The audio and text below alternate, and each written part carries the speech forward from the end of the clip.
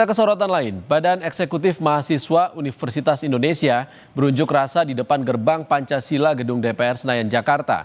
Meski diguyur hujan, mahasiswa tetap bertahan memprotes pengesahan revisi KUHP yang dilakukan DPR.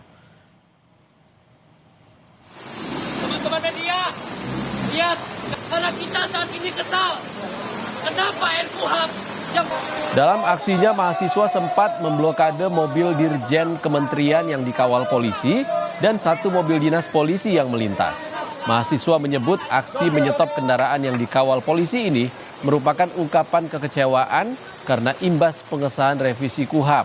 Massa menilai pengesahan revisi KUHP cacat prosedur dan berpotensi membuat aparat semakin sewenang-wenang.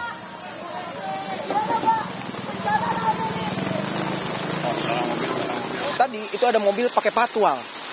Di saat kondisi lagi aksi, dia pakai patwal asal jalan aja gitu loh. Ya sebenarnya itu sebagai bentuk kekecewaan kita saja sebenarnya. Kita bukan memberhentikan, tapi kita memberikan suatu ya bentuk demonstrasi di situ. Kita melakukan stop jalan dan lain sebagainya. Gitu sih.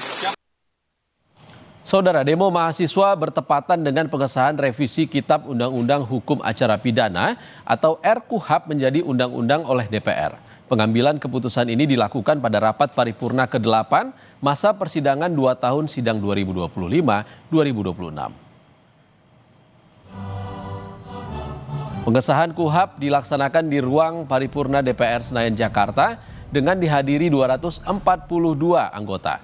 Seluruh anggota dewan dari seluruh fraksi sepakat RKUHP disahkan menjadi undang-undang. Ketua DPR RI Puan Maharani berharap publik yang masih menolak proses legislasi ini tidak termakan hoaks terkait substansi KUHP baru. Dalam rapat, Ketua Komisi 3 DPR RI Habibur Rahman juga menyebut KUHP yang baru sangat progresif dibanding KUHP yang lama. Apakah dapat disetujui untuk disahkan menjadi undang-undang? Setuju. Terima kasih.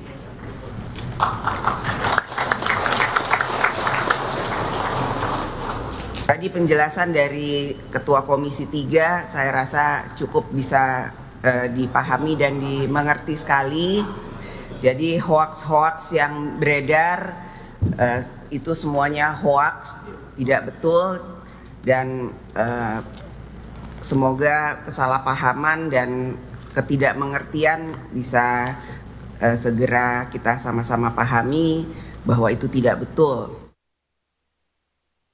KUHP yang baru ini sangat-sangat progresif yang bisa dilakukan pra peradilan. Yang pertama, sah atau tidaknya upaya paksa, kemudian sah atau tidaknya penghentian penyidikan, sah atau tidaknya permintaan ganti rugi, sah atau tidaknya penyitaan benda atau barang yang tidak ada kaitannya dengan tindak pidana.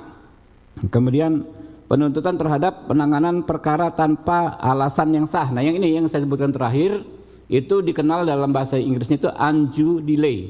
Jadi kalau kita melaporkan perkara ke aparat penegak hukum, kadang-kadang bertahun-tahun nggak diproses, kita nggak bisa ngapa-ngapain.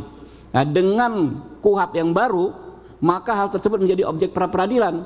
Kita bisa ajukan gugatan pra peradilan agar hakim memutus agar laporan kita bisa ditindaklanjuti. Lalu soal permohonan penangguhan penahanan dan pembantaran penahanan juga menjadi objek KUHP.